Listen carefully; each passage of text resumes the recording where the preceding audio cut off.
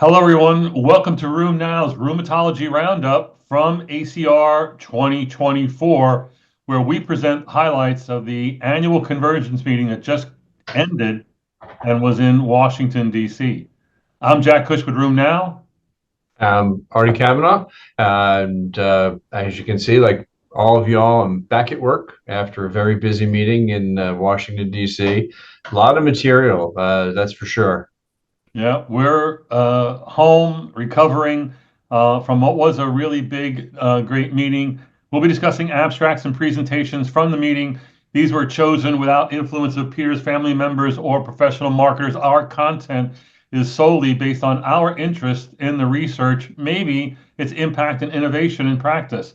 This represents our uncensored views on these topics. Reproduction of this award winning podcast and broadcast is not advised unless you're looking for a whole lot of trouble.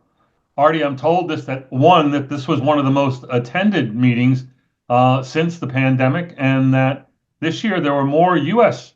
Attendees than outside the U.S., and that was sort of a new change. What do you think about the crowd? Yeah, it was good to see. We've been doing this, what, Jack, since 2005, and the heart of the meeting is really the posters. And every convention center has a different layout and different rooms and lectures and stuff, but it's really the posters. That's where I gauge the crowd. And it was nice. It was a pretty good crowd there in the going poster to poster, walking right up, getting to meet the people who are trying to defend their most recent work that they were presenting at ACR. So it did look like it came back to maybe the pre-pandemic levels, and that's a great sign. Yeah, I think so too. So, Artie, why don't you start us off with one of your favorites from the meeting? Okay. Uh, I'm picking abstract 1679, and this is the amplified study. The reason I picked this is that one of the topics that we're very interested in is predictors, biomarkers, personalized medicine. What is the right drug for the right specific patient? And largely, we don't know. And Jack and I both went over all the abstracts for the meeting ahead of time, and there must have been 100 on predictors of response in rheumatoid arthritis and in other diseases. And we always want these to be something promising. We want a test that will tell us that Mrs. Jones should get drug A and Mr. Smith should get drug B based on either efficacy or safety. So, gosh, we looked at a lot of these. This one looked at this amplified study. Now, we've seen the clinical data before, and that is that it's a head-to-head study. Abatacept versus adalimumab, ACPA-positive patients with early rheumatoid arthritis. Over 24 weeks, boy, there was not a lick of difference between them. So both did well. A lot of people responded. ACR 20, 70 responses were great.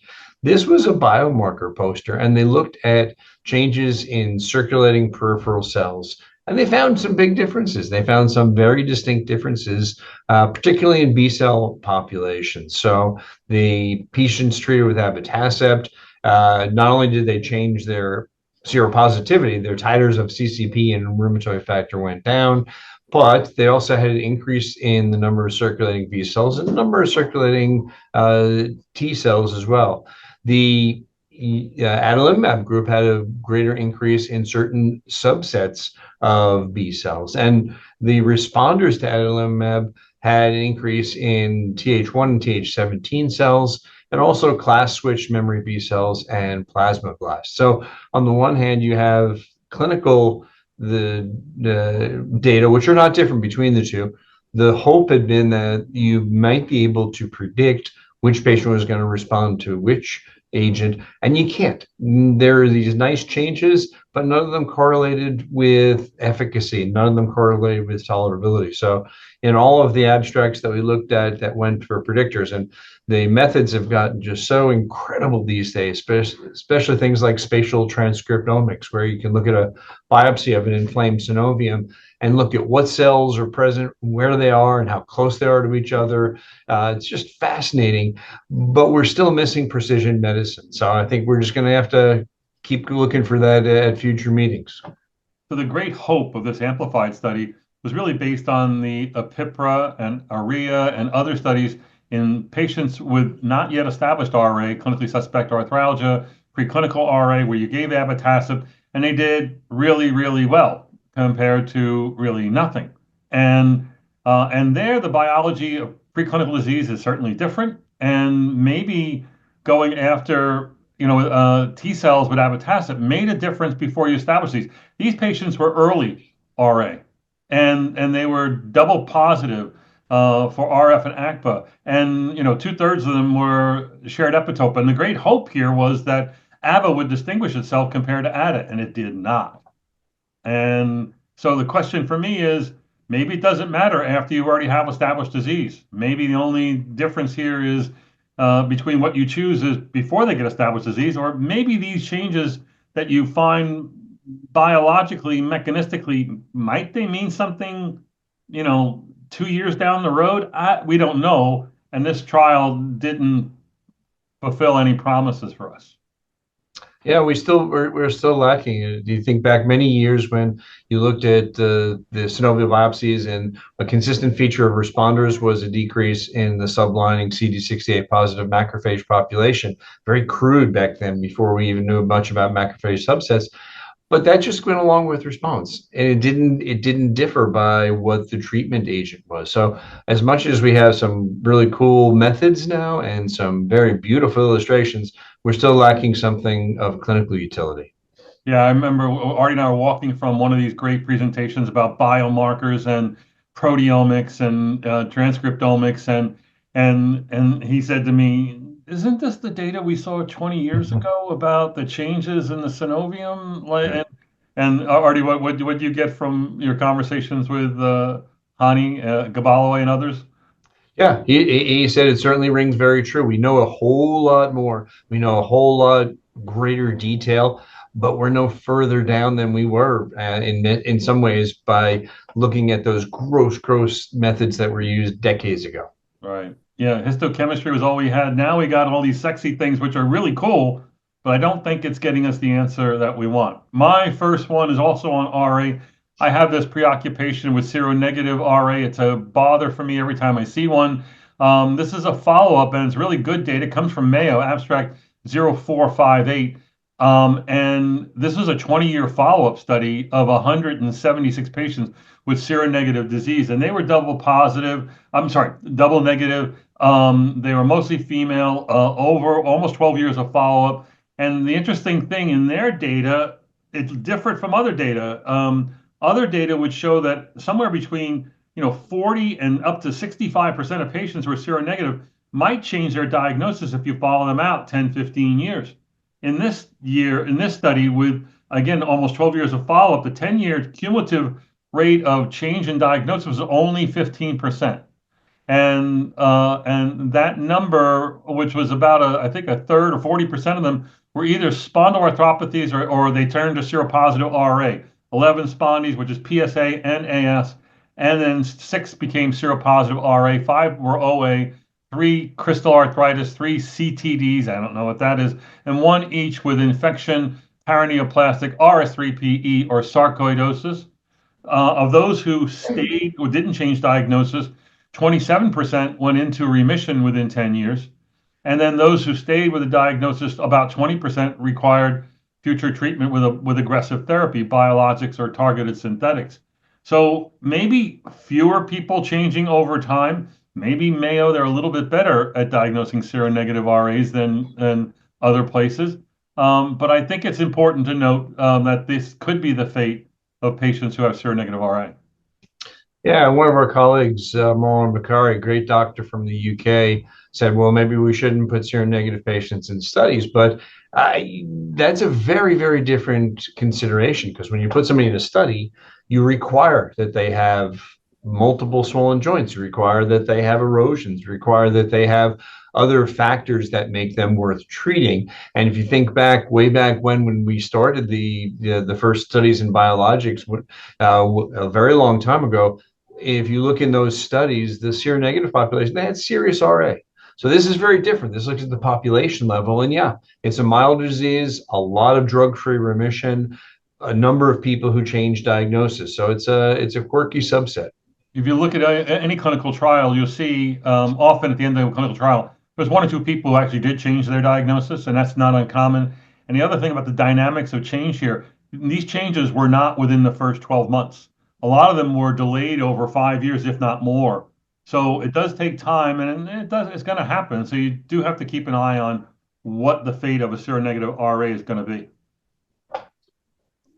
All right, so my next presentation is abstract 0082, and it's a basic science abstract, but I think we like the basic science abstracts when they have clinical implications. So this is comparative immunology of enthesial anchorage sites between spine, hip, and knee.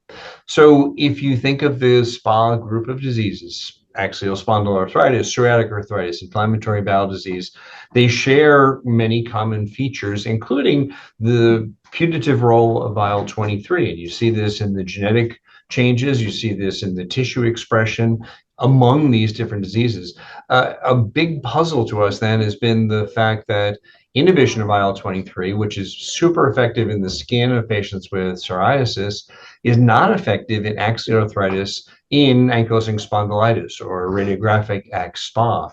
And that's puzzling. And there's been some conjectures, but this was a nice study. I thought this came from Dennis McGonigal's group in Leeds, and they looked at the tissue specimens, and they got these from the spinous process, they got them from the hip capsule, and they got them from the knee. And they looked at perienthesial bone immune cells. This is all during orthopedic surgery. When they look at these cells, what they found is that non-stimulated, all the tissues made a certain amount of IL-23. They were all capable of producing IL-23. But as when you stimulated them, the spine and the hip, compared with the knee, produced much more IL-23. And there were also some differences. It was more the inflammation, the monocytes and neutrophils are more abundant per gram of tissue in the spine and the hip, in the red marrow, but not in the yellow marrow of the knee. So the clinical implication of this is that maybe IL-23 inhibition is maybe we haven't studied the right dose to see if it's effective in axial spondyloarthritis. And there's some rationale to that. You think of data with the TNF inhibitors, where at the PSA doses where all the agents are great, the skin doesn't do as well with the etanercept. You need more of that. So I thought this was intriguing. It certainly is a good explanation for maybe why we see that treatment difference when you might have expected IL-23s to work. And there is some preliminary data about psoriatics with spondy where they might respond to IL-23. So I think it's exciting, but no one's tested the idea of more drug as a potential answer. So we need to see maybe by next year whether that'll happen. There are a couple of studies in psoriasis looking at much higher doses.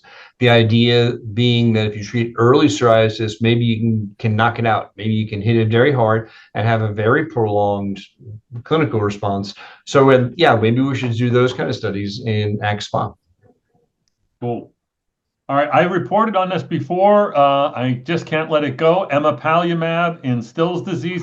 This is a late-breaking abstract, L19.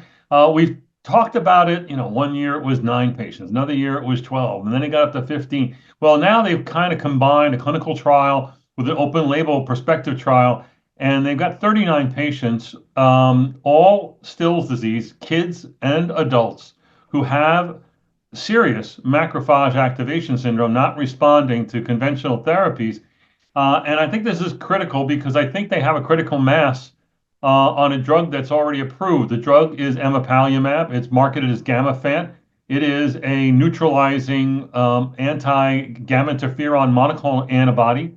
And now with 39 patients on an already approved drug, I think they got enough that this could become an FDA approved drug to treat MAS that occurs in Still's disease.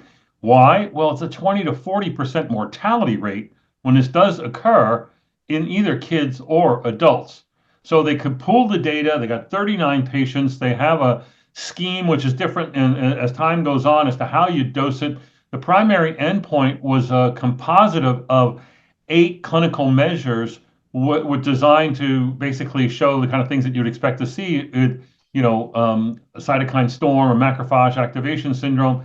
And if you met all 8 of those criteria, then you were a complete responder. In the trial, however, only the first time out, I think the number was something like, oh, I wrote it down here, was 53, 4% when with that definition of primary endpoint. But if they just dropped the LDH, which turned out to be non-predictive, going with a 7-point measure for meeting complete response, it now responded by 76%, with 82% showing MAS remission by the investigator. All the things you'd want to happen happened. Steroid tapering was dramatic. Circulating IL-2 receptors dropped. Ferritin levels dropped. All the things that you'd want to see, LFTs, et cetera, all became major, pretty fast responders within the first 2 weeks of this therapy.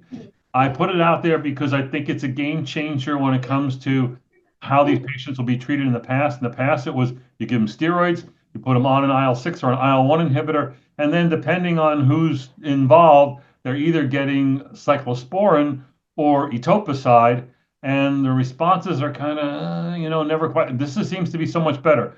But I think it's a game changer for the future. Yeah, and the cyclosporin and the etoposide, those come from the heme people, and the cyclosporin. I think we know how to manage the etoposide with a neuropathy. Boy, that's a tough one. And yeah, when these people come in, they're super sick and they get everything thrown at them, like kitchen sink approach, basically. Right. So something more focused and more mechanistically relevant may be good. And the tolerability, it seems reasonable. Yeah, and I think back a very long time ago, interferon gamma had been targeted in rheumatoid arthritis studies, and it just didn't work. It wasn't the right mechanism, and I don't believe it was beset by a lot of complications necessarily. So yeah, this is something it'd be nice to have for a small but important subset of patients for sure. All right. My next one, I got to say, as we went through the abstracts, what were there, 2,700, Jack, or Mhm, 29? mhm. Yeah, if it was a contest among the diseases, and of course there's no contest and there's no gambling, but lupus was the winner. Lupus was, my gosh, lupus was everywhere. You think back to the ACR years ago, we were begging for things for lupus. Now you have all sorts of therapeutic interventions, and as always, when you have the therapeutic success, that drives further research into diagnoses, into stratification, into looking at other outcomes, creating novel outcomes. And boy, there was a ton of stuff in lupus. I had a medical student here in clinic with me yesterday, and he's a third year medical student, has kind of an interest in rheumatology, but he said, hey, there were a lot of CAR T abstracts at the ACR. I was like, well, good on you. How did you know that? But yeah, CAR T abstracts were everywhere.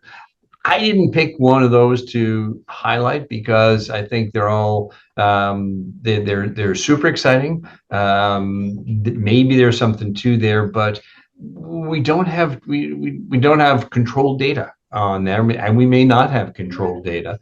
Also, I don't know if the CAR T, I don't know if that's going to persist, meaning we have better ways to target B cells. We had rituximab.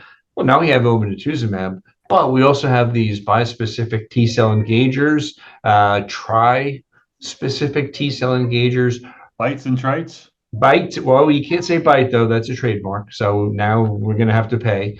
But the bikes, yes, you can say bikes and trikes and cars. I mean, the car T thing lends itself to lots of funny names and stuff. I don't know where there's going to go, but my abstract was number 1553. This is from Yoshida Tanaka, his group in Japan. This looks at an oral antagonist of toll receptor 7 and 8. Small molecule, very selective in its binding. Of course, toll receptor 7 and 8, very reasonable targets in lupus, which we know from genetic studies in looking at the proclivity to develop lupus. And also, they're very intimately involved in the immunopathophysiology as we understand it, with the changes in nets and self nucleotides activating the plasmacytoid dendritic cell, elaborating a lot of interferon, and that activates a lot of downstream effectors, which give us many of the manifestations of disease. This was a relatively small study. They had basically two studies they combined here. This looked at placebo versus 100 milligrams a day versus 200 milligrams a day. But they had a very clear differentiation from placebo, especially at the higher dose. So they looked at the BICLA, the British Islands, the CLASI, which is a cutaneous, and the CLASI activity score. Again, mostly focused on a very small number of outcomes. Skin, arthritis. Also looked at double-stranded DNA and complement levels. Tolerability wise, there's a little bit more, but nothing more than a class 2 AE, a little bit more in the higher dose. So very exciting, and it's oral. So among all the therapies that we have for lupus, I like this one because it kind of fits with what we think of as the pathology, and it looked kind of cool. Small numbers need a lot more study. Yeah, that's what I noticed when it was presented at EULAR as a first run, and then also here. The numbers are low, but they're really encouraging. We've been talking about toll-like receptors for a while. Mechanistically thought to be one of the mechanisms of hydroxychloroquine effects in lupus. But I like the approach in that it's oral. Seems to be well tolerated. You're really dying to see what a phase 2 is going to look like in this with 200 or more patients in a trial. That would be really exciting. Okay, so lupus was the bomb at this meeting, and a big event was the rollout of the 2024 ACR guidelines, updated guidelines on the treatment of lupus nephritis, presented by Lisa Samaritano, Maria Delaria, Anka Askenazi from New York, and Mary Beth San. They all did their different parts of this. Large effort, many different committee members. I like that there was kind of a simple version of this. And I'll give you the simple version. One, everybody gets a renal biopsy. Surprising? Hello, I don't think so. But new diagnoses with more than 0.5 grams of protein or flares, get a biopsy is what they say. And then the treatment was based on whether you had class 3, 4 disease or class 5 disease, or whether you were a kid. I'm not going to cover the kids. But everyone, and by the way, all these recommendations are expert opinion. They're conditional. None of these have strong evidence.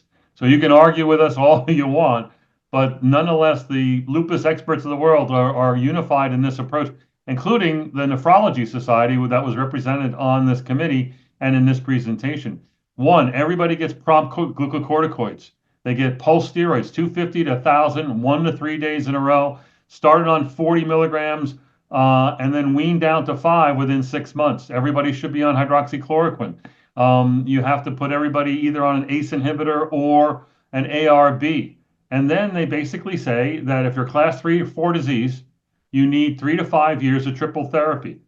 They consider steroids part of triple therapy, which I find goofy, but nonetheless, triple therapy, which would be steroids, and then the other two options are either mycophenolate and belimumab as one option, or mycophenolate and a calcineurin inhibitor, another option, or the urolupus nephritis cyclophosphamide dosing regimen with belimumab. And overall, they tend to really prefer regimens that have mycophenolate rather than belimumab in them. But if you've got a lot of proteinuria, they do recommend the calcineurin inhibitors. And Artie, you were the first back when we were at Southwestern using cyclosporin in lupus, and then tacrolimus, and now we got voclosporin, a much safer option that's in this mix here. If they say if you have extrarenal disease with class 3 to 4, they like you to use belimumab. Then they go to class 5, and that was presented by Dr. Askenazi from New York. Again, all conditional. If proteinuria is less than 1 gram, it's steroids and an immunosuppressant. Could be azathioprine, mycophenolate, or calcineurin. But if it's greater than a gram, they want steroids and triple therapy, mycophenolate, and a calcineurin inhibitor. And then if you've got refractory disease, they say check adherence, double check your doses, escalate your treatment from dual to triple. And if it's triple, then consider using an anti-CD20. Oh, by the way, didn't that fail in clinical trials, rituximab? I think they're looking ahead to obinutuzumab, which is more than a year away being approved in lupus from my assessment, or a combination of drugs that could include steroids with either mycophenolate belimumab or calcineurin or an investigational agent. That's it. And they do have a section devoted to kids with lupus nephritis because kids are harder to treat. But I thought that they made this very straightforward. I think they did a great job presenting the data. Yeah, I think there wasn't any surprise, really, was there? I think it was pretty much what you'd expect. Some of the other, I think, the interesting the things that of course, they can't mention CAR T, they can't mention bikes and trikes. They also can't mention the urine biomarkers, which Right, could be right. super exciting because who wants a biopsy repeatedly in this day and age? So they're out there. And the good thing is, I think they're going to make everybody feel better because I think this is really what people are doing. Yeah, So, the biomarkers for nephritis are incredibly strong. Andrea Fava presented that again this time. CD168, IL-16, and others in the urine and also, in the tissues. That's the way to go in the future, but we got to wait for that to come down the line. all right. My next abstract is number 995, and I'm just presenting it because I have a confession. So the title is What are the carbon footprints of adalimumab originator and biosimilars? And my confession is I just went there to bust their you-know-whats. I was like, Wait a come second. You're Mr. California, right? Aren't you measuring your own carbon footprint on. before you go to work every Hey, morning? hey, I get your carbon footprint right here. So anyway, what they looked at the available. It's in Europe. These are French, and they looked at 10 biosimilars of adalimumab, and they looked at the carbon footprint mostly of the packaging. So the cardboard and the package insert, and then the device. So is it a syringe or is it a pen? And then they did there. I guess there's some woke software package that allows you to calculate exactly how much that all of these things would represent in terms of CO2 emissions, and they found that there was a difference, maybe as much as a twofold difference among the packaging for the different biosimilars, and that this would a year treatment with adalimumab pen is 9 kilograms of CO2 per year. So I got to say, like I said, the poster hall was full. The poster hall was great. I just went there to break chops. I did. Uh, So, but was there a winner in carbon footprint? The lowest carbon footprint was Amgevita on there, but you should tell you these were all the pens. But you tell your patient to use a syringe. Syringe is a lower carbon footprint than a pen. But you see, my confession is I went to the poster, and the poster there was a fellow standing in front of it, and she was a wee little thing. She was, and she looked like the older we get, the younger the fellows get. She looked like she was about 18, and just so earnest and so I was gonna bust in there and say, hey, how did you get to this meeting? Did you walk here? Did you parasail? Did you fly in a jet and get your own carbon footprint? Like, how big is your carbon footprint? But I couldn't. So I just walked by and said, nice poster. Marketing for these products has gotten incredibly competitive and difficult. So I firmly expect to be hearing about carbon footprint from my local sales rep. Me, I'm holding out for the prize inside, like we did with what was it, A Cracker Cracker Jacks. Jacks. Yeah, I mean, whoever's got the better prize inside, that's what I'm prescribing. All right.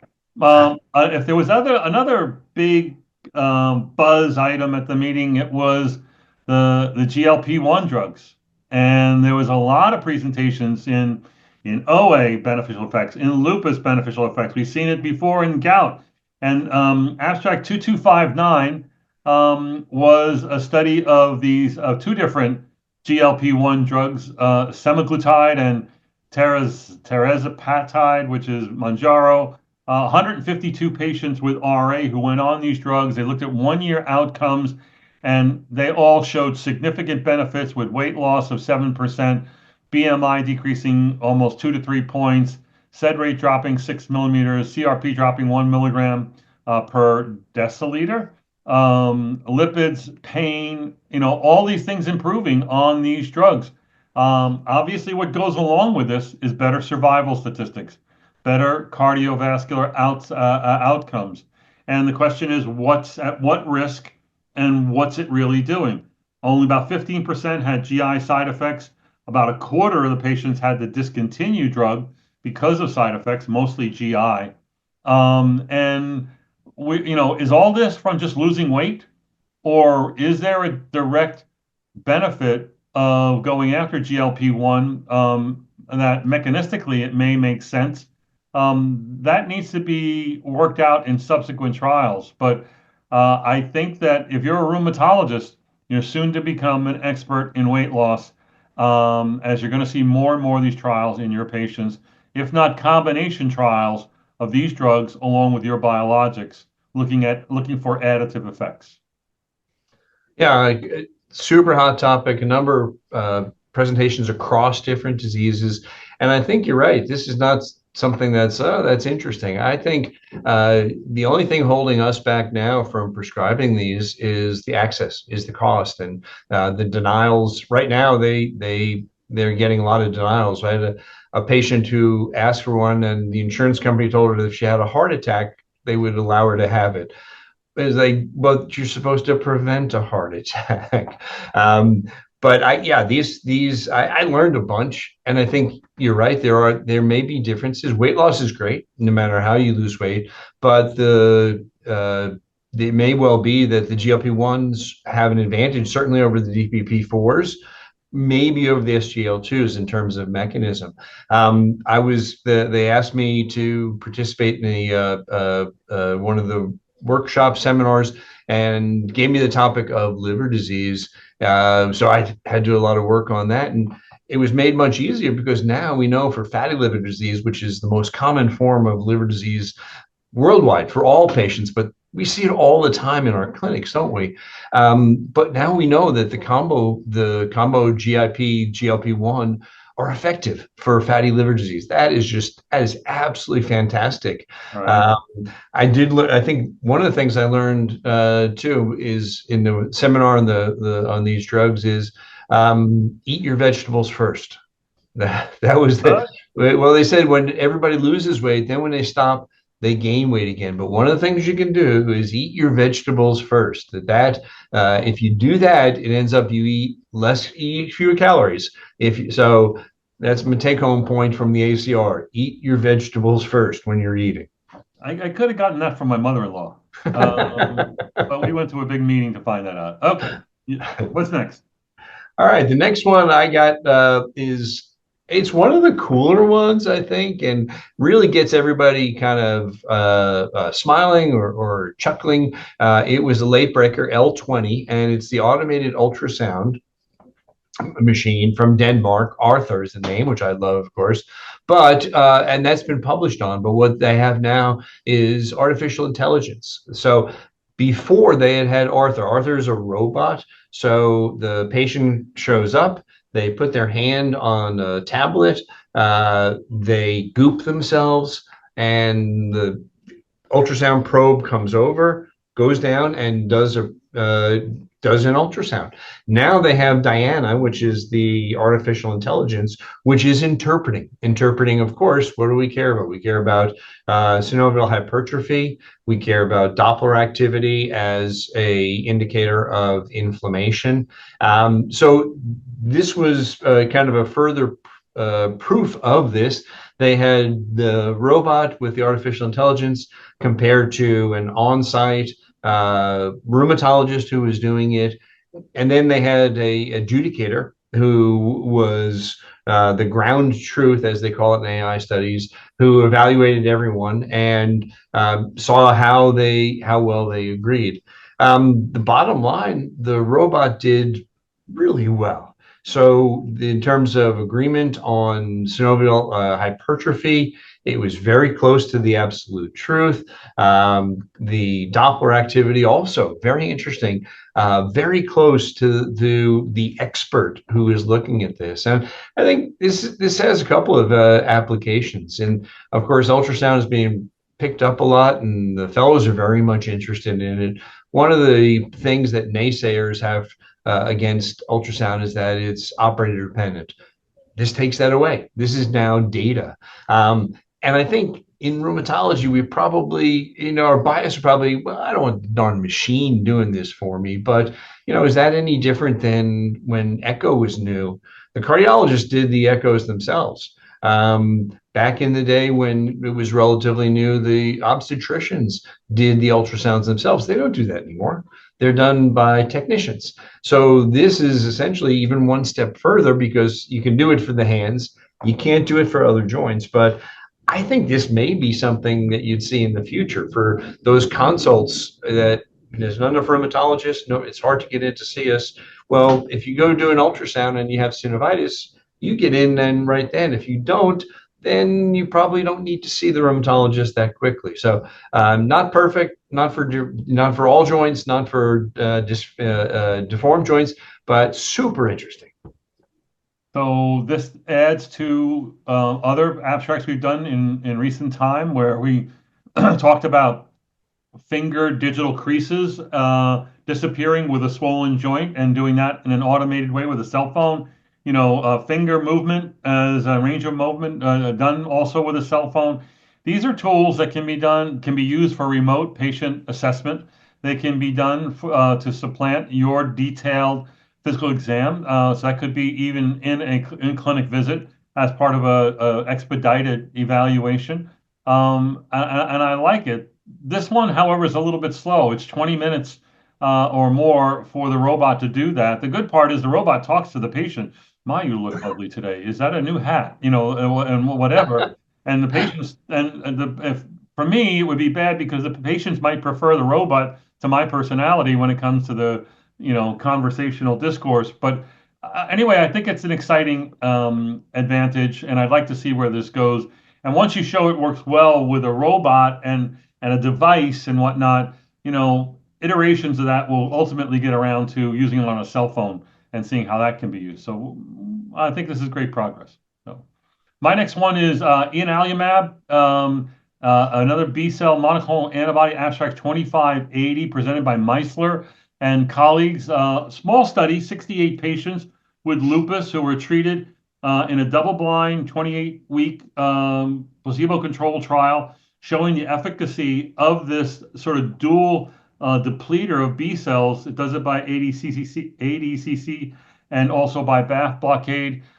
Thinking that's maybe a better depleter of B cells, and maybe that's why in this phase 2 trial it looks so positive. They extended those patients another 28 weeks, so the placebo patients rolled over to get the real drug, and they all caught up in the end. They followed them out to 68 weeks.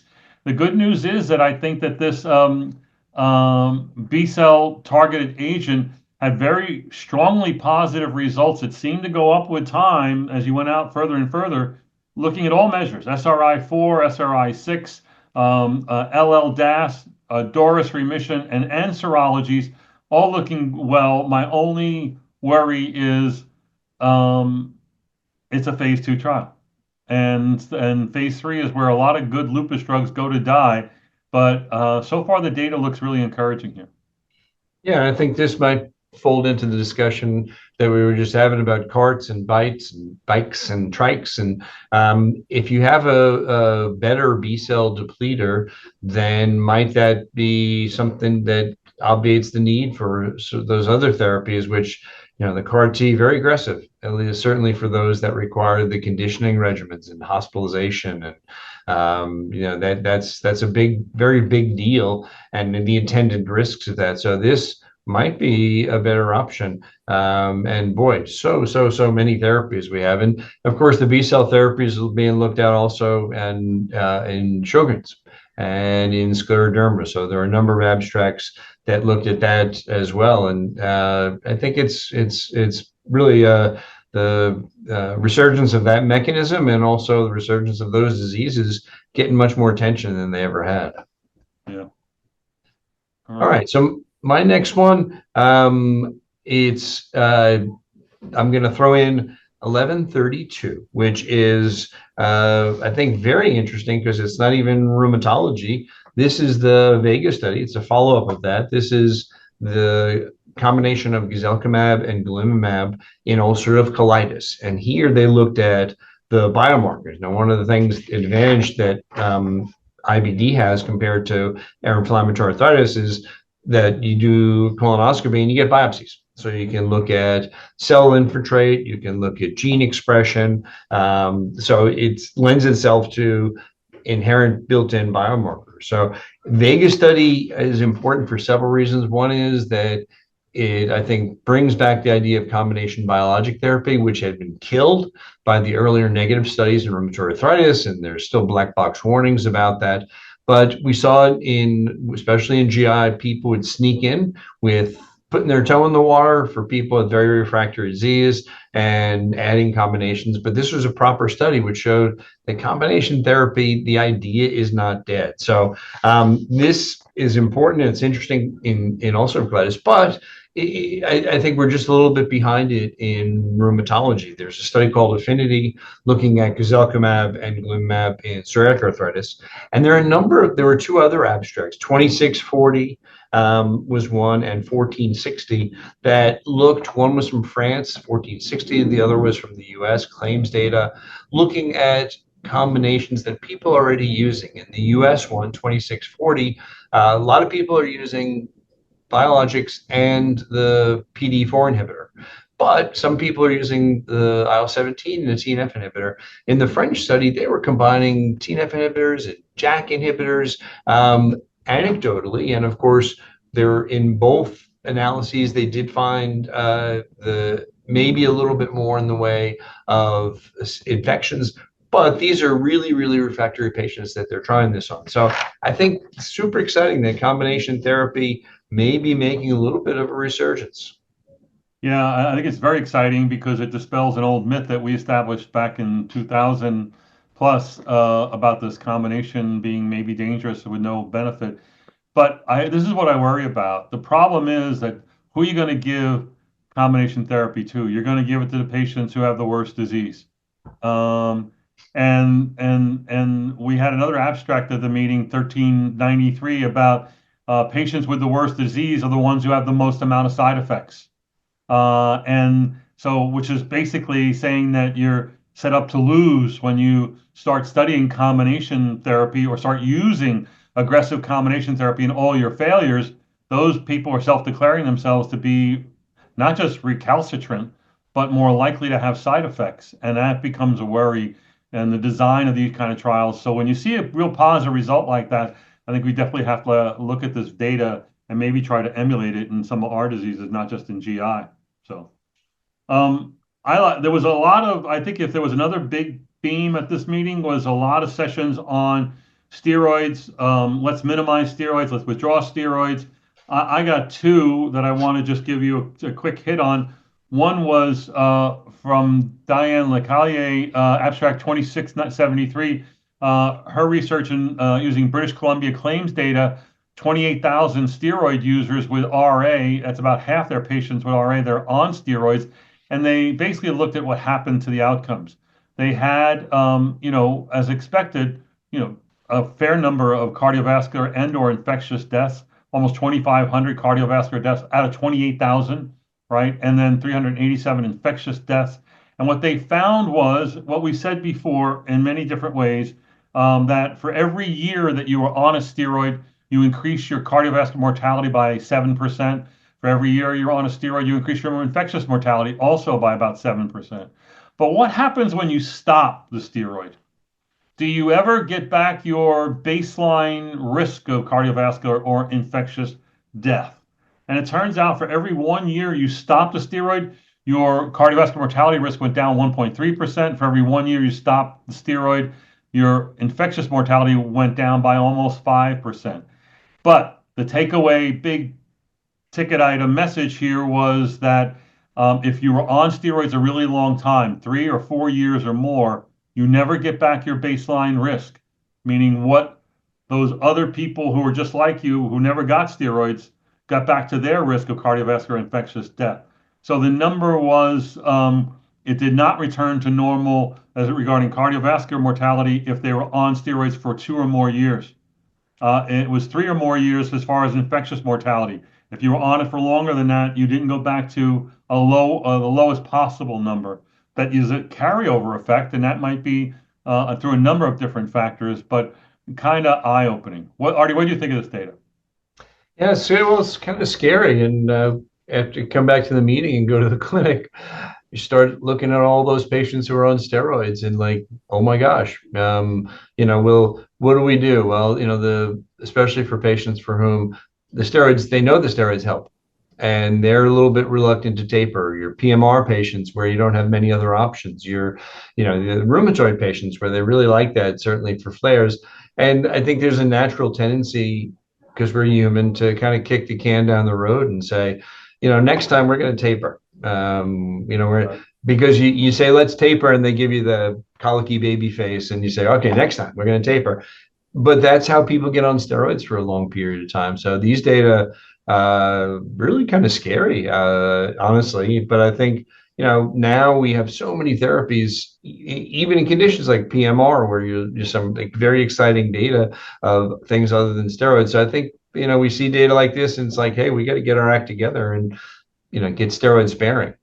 I know we got to wrap up, but I want to add on to this discussion. Peter Merkel in a plenary session 0774 presented data in GPA patients where they were in remission. And on 5 milligrams of prednisone, they either tapered them or they kept them on. If you kept them on the steroids, you got more flare rates. Not so much if you were on a background of rituximab. It was like 9% versus 6% more, but not statistically significant. But if you were not on background rituximab, it was much higher, 20% versus 2.6%. And all the flares were minor flares. The point Yeah. being that it's probably good to stop the steroids. And there were a lot of other sessions devoted to this. Artie, let's do one more each. Okay. Quick hit, what do you got? Quick hit. I got 1745, and this was the oral surveillance and statin use. We're all very familiar with oral surveillance. There have been multiple publications, dozens of abstracts. I think the data is something we know and we understand.